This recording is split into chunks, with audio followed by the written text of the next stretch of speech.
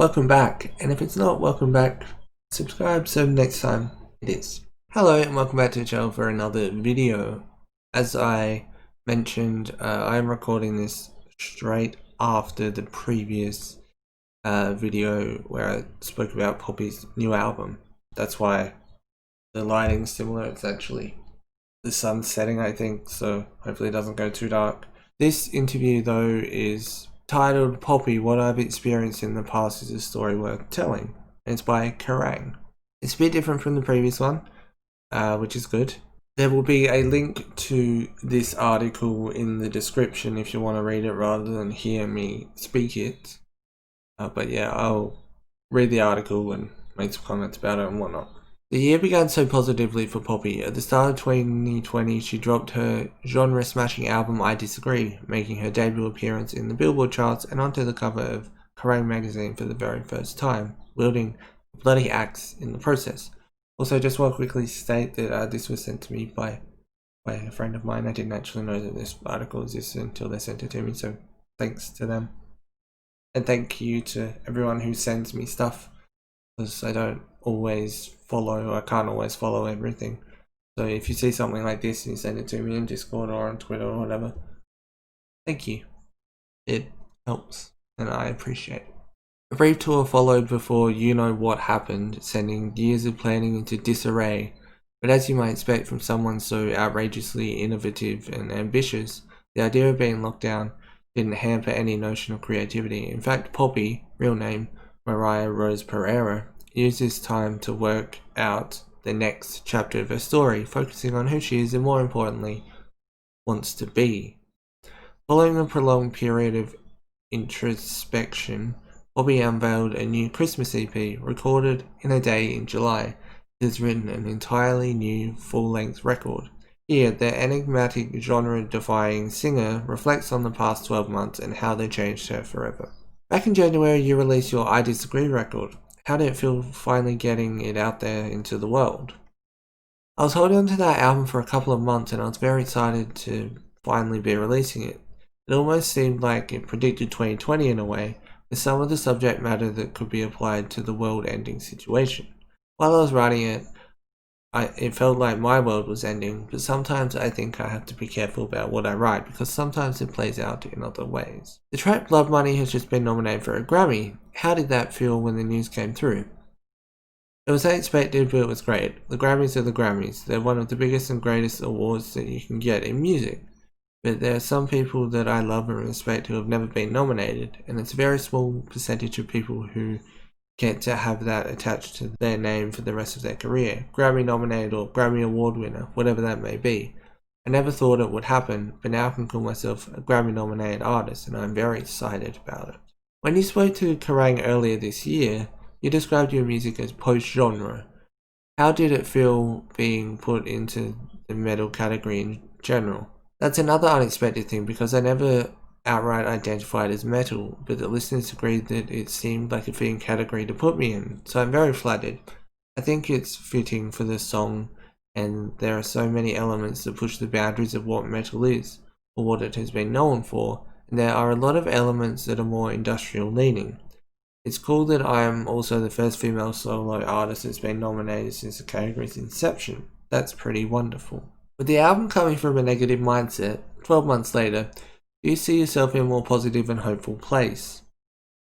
I still disagree with a lot of things that are happening in the world, but in myself I feel in a much brighter headspace.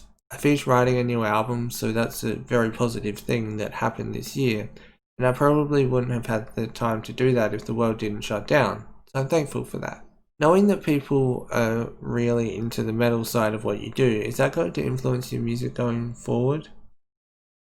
I'd say yes to that. Though the new album that I've made is going to be left open to interpretation by the listener, I would say it still has the influence of heavy music. That's interesting because I think she said something, and don't quote me on it, but she said something I believe along the lines of like 2 albums would never be the same. Like she was never going to go back to like bubble bath era, like the pop music. So it's interesting. But I guess at the end of the day, you're going to run out of genres if you make every album a different genre, you know. But it'll be interesting to see Following the release of the record, you featured on the cover of Kerrang magazine for the first time. Was that a big moment for you? Kerrang is iconic, and so many of my favourite bands have been on the cover, so it was a really big moment for me and for the message of what I create. I hope I get to do it again, and I hope I get to have a wide selection of Kerrang covers hanging in my house. It's a bit strange for Kerrang to be like, so was featuring on the cover of Kerrang a big moment for you? It's like, what, she's gonna say, no, I hate Kerrang, why? Like, of course she's gonna say that it was good. I don't know. They said, do you have it hanging on the wall? She said, I do. Both Eric and I have a wall of accomplishments at the house, so we put all our covers and magazine features in frames. It's pretty cool. I agree, that's pretty cool. I know that in the background of my usual videos, which isn't the setup, it's the other setup, I have a frame of a gig that I played in 2015, I think. So I'm kind of in the same boat, although probably a bunch of accomplishments and stuff that I don't have framed, but if I were to be on a magazine cover or something, then sure. This summer you announced you were engaged to Eric. How did that happen? Well, it was a surprise. It happened when we were on a road trip together and it was exciting. And that was one very positive thing to happen in 2020. Whatever they linked, I don't know if it's that or whatever, just doesn't exist. Maybe they linked the wrong thing, maybe he took it down. Or she took it down, or whatever. There are already a lot of fans speculating about how crazy your wedding dress will be. Is that a weird conversation to see happening online? She said, in a way, but it's exciting as well. I now feel like it's okay to think about that stuff because I've been so focused on this one part of what I'm doing career-wise, thinking, oh yeah, that'd be cool to do maybe one day.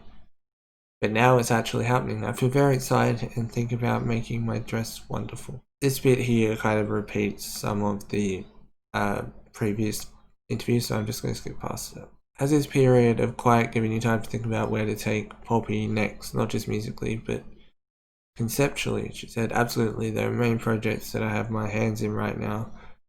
It definitely wasn't downtime for me in the slightest, but it helped me get a perspective of where I want to go, how I want to get there, and the speed at which I want to get there. My desire to reach people has changed for the better. I'm able to look within myself and really push forward with these experiences and build a close relationship with whoever is on the other end consuming the media that I create. What I've experienced in the past is a story worth telling. I think during this time I've been able to come to terms with that. I didn't think it was that important, but I feel like I've braved about 500 storms, and the stories that go with those are quite interesting. I'm willing to talk about them in the form of the art now. In previous interviews, she alluded that she may be referencing Sinclair in songs in the next album. This may also be alluding to that. Maybe lawsuit stuff. I know that she's not allowed to, but the form of art's subjective, can be whatever about that. Who knows? What have you learned about yourself this year? Solitude is important. Silence and being alone is important. Learning new things every day and reading lots of books. That's important. Always push yourself to try new things. Love your family and friends. I think that's all very valid and important, and hopefully people have experienced something similar throughout all this. Throughout the pandemic, we've seen bands splitting up and struggling. What's kept you going through all this? The same thing that's always kept me going. The desire to want to do this forever. The story needs to continue to be told through thick and thin and in whatever form. There's nothing that'll stop me or it, and as long as people listen, I'll keep making stuff, and honestly, if people didn't listen, I'd still make stuff anyway. That's interesting. They talk about bands splitting up and stuff, and then they ask her what's kept her going. Like, she's literally a solo artist. What, she's just gonna call it quits on music because of the pandemic?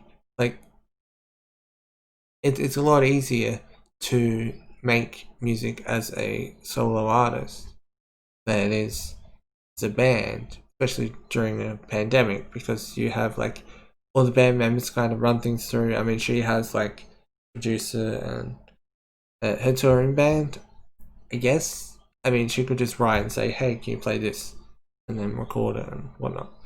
But I think it's a lot easier as a solo artist to kind of do your own thing rather than having to worry about what two to however many other people think or what they'll say to your ideas. You know, I don't think that bands splitting up is really comparable to her being a solo artist. In saying that, I mean, she could have very easily given up. We've seen people quit YouTube in 2020, and you could say that they're like solo artists but on YouTube, you know. Let me know your thoughts in the comment section below, and if you enjoy it, leave a like. If you are new here, don't forget to subscribe and turn on the notification bell if you never miss an upload, and I shall see you soon for more content. Peace.